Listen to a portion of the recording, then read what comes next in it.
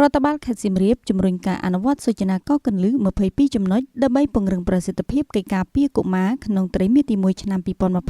2026នៅថ្ងៃទី20ខែមីនាឆ្នាំ2026នេះរដ្ឋបាលខេត្តសៀមរាបបានរៀបចំកិច្ចប្រជុំបូកសរុបការងារប្រចាំត្រីមាសទី1ដើម្បីសម្របសម្រួលនិងពិនិត្យឡើងវិញនៅវឌ្ឍនភាពនៃសូចនាករទាំង22ចំណុចស្ដីពីការអនុវត្តផែនការសកម្មភាពកិច្ចការពារកុមារថ្នាក់ខេត្តកិច្ចប្រជុំនេះប្រព្រឹត្តទៅក្រោមអធិបតីភាពលោកជំទាវ សឺណមសមាជិកក្រុមប្រឹក្សាខេត្តនិងជាប្រធានគណៈកម្មាធិការពិគ្រោះយោបល់កិច្ចការស្ត្រីនិងកុមារខេត្តដោយមានការចូលរួមពីថ្នាក់ដឹកនាំមន្ទីរអង្គភាពជំនាញខេត្តរដ្ឋបាលក្រុងស្រុកតំណាងអង្គការដៃគូអភិវឌ្ឍន៍ជាច្រើនរូបកិច្ចប្រជុំបានផ្ដោតការពិភាក្សាទៅលើការវិដំឡៃសូចនាករ22ចំណុចដោយពិនិត្យលើវឌ្ឍនភាពនៃសិទ្ធិជាមូលដ្ឋាននិងសុខុមាលភាពកុមារការផ្ដល់សេវាសង្គមគិច្ចដើម្បីធានាថាកុមារងាយរងគ្រោះទទួលបានការគាំពារទាន់ពេលវេលានិងយន្តការឆ្លើយតបចំពោះកុមាររងគ្រោះដោយអំពើហិង្សាឬការរំលោភបំពានជាពិសេសការរៀបចំសណ្ដាប់ធ្នាប់និងការជួយសង្គ្រោះកុមារដែលរស់នៅតាមដងផ្លូវឲ្យមានប្រសិទ្ធភាពទោះបីជាទទួលបានលទ្ធផលវិជ្ជមានជាច្រើន